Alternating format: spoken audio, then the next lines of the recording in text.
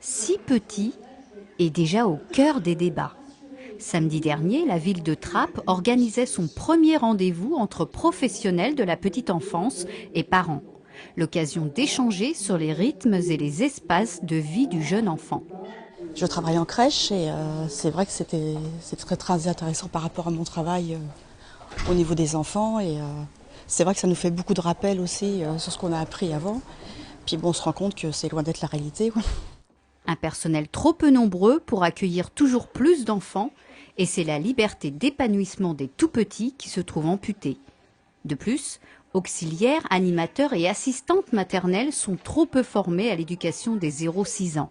C'est vrai que l'idée de faire une formation collective entre différents services, ça peut être intéressant. On est tous la même pédagogie, la même démarche vis-à-vis des enfants, respecter le rythme de l'enfant. C'est vrai que les faire tous s'asseoir en même temps pour faire une activité, c'est pas forcément bon.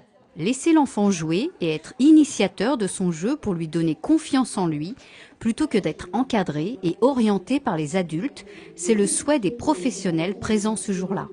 La France est en retard sur certaines des questions, en tout cas sur l'éducation et sur le fait de laisser les plus petits jouer le plus longtemps possible.